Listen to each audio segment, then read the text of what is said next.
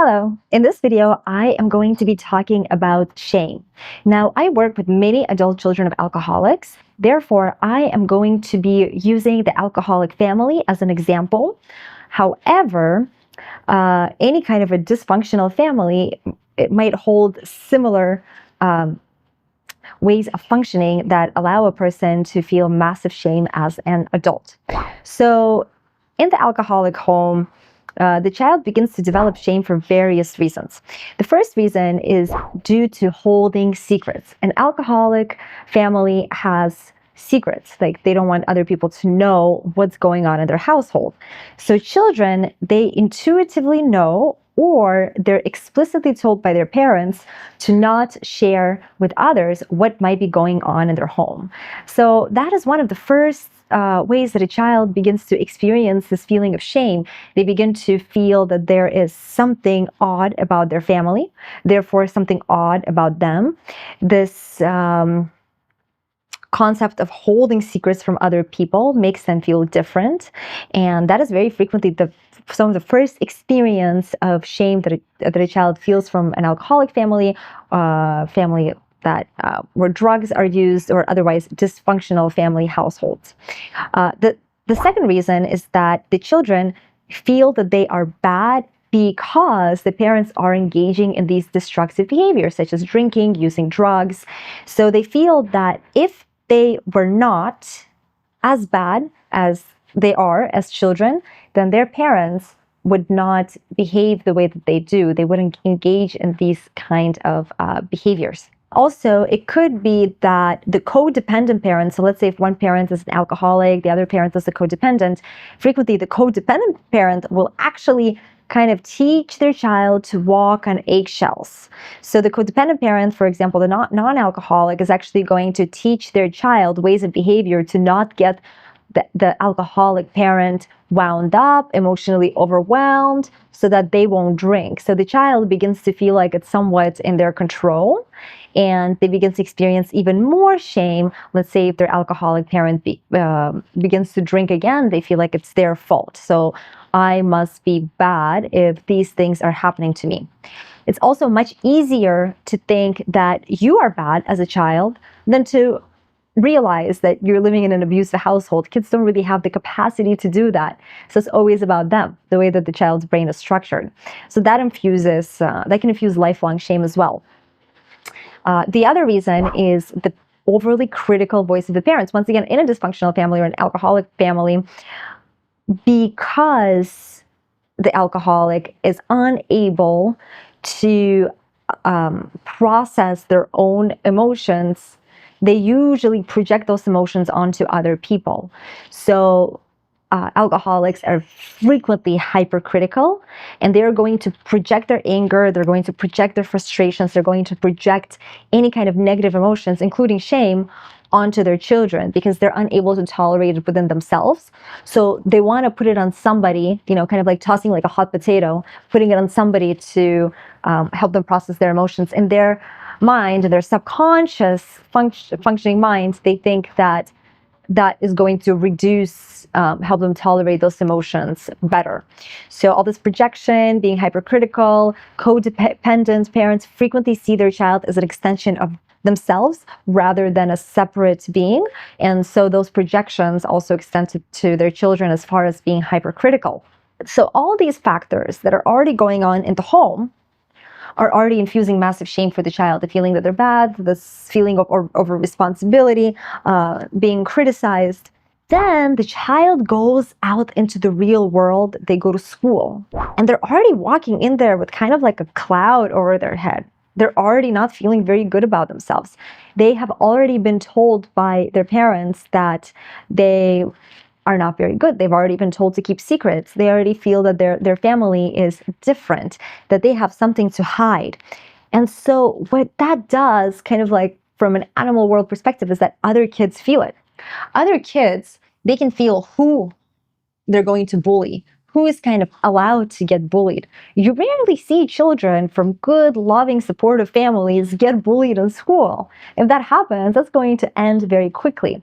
So usually the kids that are getting bullied, the scapegoat children, the kids that are really having a hard time in school, are these kids that are coming from these more negative backgrounds, from homes that aren't very supportive, from homes that aren't very loving. So then that adds another layer. Then the child is in the social world and they almost get this confirmation that there is something in fact wrong with them, that they are bad in one way or another. So see how the cycle continues. It first starts out in the home. It starts out from the standpoint of the dysfunction of the family, and then it actually translates onto the environment because the child is already carrying this very, very heavy backpack, and additional trauma is being formed over there in the schoolyard. Even teachers sometimes treat these kind of kids worse. They get discriminated against. Though the teachers feel like maybe the family is dysfunctional, and so the teachers might even have this bias, and then this once again adds to the feeling that I'm bad or that there's something wrong with me. Now that you are an adult, how do you know that you are experiencing shame? So shame, just like self-esteem, it's not a global concept exactly, right? And shame is also an important emotion. Shame does tell us when we're acting inappropriately. So a certain level of shame is very healthy and it's very good, and it kind of serves like a leash to, pull you back. Like if you're at a restaurant and you're being rude to the waiter, you did something you're not proud of, you might have this kind of acute pinch of shame, like a little bit of acute shame. It's like, oh, why I don't know why I behave like this. This isn't right? And especially, adolescents, they experience a lot more shame than adults. And I think it's because they need this shame function to learn how to function in the world. That it's like getting their, the leash pulled back and to feel like, that, maybe it was not a very good behavior. Maybe I didn't act very well. So shame is healthy and it's here to tell us when we're not behaving well. Now there's shame that is destructive to us, and this shame is very deeply embedded, and it comes from all these factors that I just talked about. But so many adults, they experience shame and they don't even know it, particularly if it was embedded in them in childhood. So the way that you can kind of assess yourself and figure out if you're experiencing shame is look at your matter of personal strength. Do you feel that you're weak, incompetent, stupid? Fundamentally. Not to say that maybe you're having a little bit of difficulty with the project and you feel like you need to improve yourself. That's one thing. But fundamentally, if you're feeling like you're weak, incompetent, and stupid as far as your kind of personal growth capacity, your personal strength, that sounds like could be some unproductive shame going on there. If you're experiencing a sense of helplessness, if you feel like you constantly need to depend on people, you can't do things on your own, that sense of helplessness also tells you there might be a little bit of might be shame going on there. As far as comparing yourself to other people, competition, constantly feeling that you're a loser, constantly assessing yourself to be worse than other people, is an indicator of unproductive shame. Personal attractiveness. You're feeling like you're unattractive. You feel that everybody can see your flaws. Everything that you can see in yourself, you think other people can see too. And you think that other people have contempt for you. So if you're feeling like you're very, ugly, and you can point all these things out in yourself, and you might even get upset at people for noticing it too, because you're so convinced that they see the same thing that you see. That's unproductive shame. Sexuality, feeling like something is wrong with you sexually. You feel like you don't measure up somehow. Probably some toxic shame. Issues of being seen and seen. So when you're around people and you feel like you want to disappear, you feel people are looking at you, judging you, you feel an immense sense of discomfort. And having fears about closeness, feeling that you are unlovable, that you don't belong, thinking that you might be alone forever, that nobody is going to love you, that you don't deserve love, putting yourself in this kind of just putting yourself into a category of people that are going to be alone forever. because of some perceived flaws, either physical, sexual, character, intelligence kind of flaws. That is destructive shame. So why is it important to address shame if you feel that you have this background, if you're experiencing this as an adult? The reason why is because shame makes us withdrawn from the real world. It makes us withdrawn from other people, makes us withdrawn from potential beautiful experiences that we can have. And it sucks our energy out.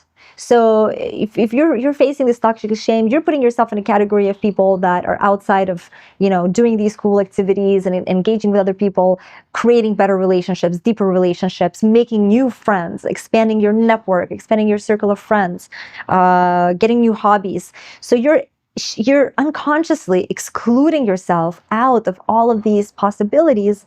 And another thing is that your energy is being focused on on maintaining the homeostasis of shame. So if you're experiencing a lot of shame, I bet you're doing things to manage your homeostasis.